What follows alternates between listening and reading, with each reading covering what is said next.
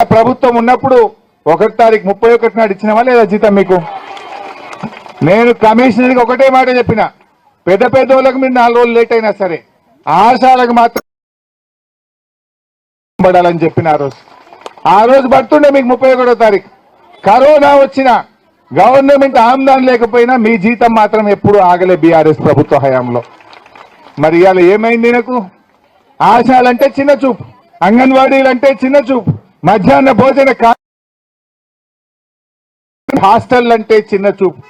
నిన్నెప్పుడు హాస్టల్కి పోయినా, నిన్న సిద్దిపేటలో హాస్టల్కి పోతే గ్రీన్ ఛానల్ అన్నాడు. 6 నెలల కింద చెప్పిండు ఏమని, ఇక్కడ రూపాయి ఆగద్దు అంత గ్రీన్ ఛానల్ అన్నాడు. నేను హాస్టల్కి పోతే నిన్న చెప్తుండే, ఎస్సీ హాస్టల్కి పోతే సార్ 6 నెలల నుంచి మెస్ బిల్లు లేవు, 7 నెలల నుంచి కాస్మోటిక్ ఛార్జెస్ లేవు, పిల్లలకు లేవు, ఆడపిల్లలకు వచ్చే పైసలు వస్తలేవు, ఆ కాలేజీలో చదువుకునే పిల్లలకు పాకెట్ మనీ రాక ఏడాది అయిపోయింది, అంత ఆగమైపోయింది సార్, గప్పట్లో వెనకటి వచ్చినట్టు వస్తలేవు సార్ అంటున్నారు. అంటే ఇవాళ గ్రీన్ ఛానల్ ఎట్లయిపోయిందంటే 6 గ్యారంటీల గతి ఏమైందో రేవంత్ రెడ్డి చెప్పిన గ్రీన్ ఛానల్ గతి కూడా గంతి అయిపోయింది. ఎంత ఉత్తదే మాటలే. ఒక ముఖ్యమంత్రిగా మాట్లాడితే దానికి ఏమన్నా ఉండాలన్నా వద్దా? నమ్మకం ఉంటుంది, ఒక భరోసా ఉంటుంది. నువ్వు ముఖ్యమంత్రి, అపోజిషన్ మరి ఆ కుర్చీకుండా ఇజ్జత్ కూడా తీయబడుతుంది. నువ్వు 6 నెలల కింద గ్రీన్ ఛానల్ అంటివి, ఇప్పుడు ఏ హాస్టల్ పోయినా 6 నెలల నుంచి మెస్ ఛార్జీలు పెండింగ్ ఉన్నాయి. ఏ ఊర్లో పోయినా పారిశుధ్య కార్మికులు సఫాయి చేసే వాళ్ళకు 2 నెలలు 3 నెలలకే జీతాలు పెండింగ్లు ఉన్నాయి. ఈ రకంగా అంతా అయోమయం, ఆగమాగం, సగం సగం, ఏది కొనేళ్ళది, ఏది పూర్తిగా కాదు. ఏమనంటే తిట్టుడు, ఒర్రుడు, గడబడి చేసుడు, కేసులు పెట్టుడు, ఇంతకు మించి ఏమైనా ఉన్నదా తల్లి? చూడలేదు, పేగులు మెడ వేసుకుంటా, గుడ్లు ఉడవికి గోటీలు ఆడతా, తొండలు జొర్ర కొడతా, ఇంకేమో అంటాడు కదా, ఏందో భాష నాకు రాదు కానీ ఒకటే తిట్టుడు.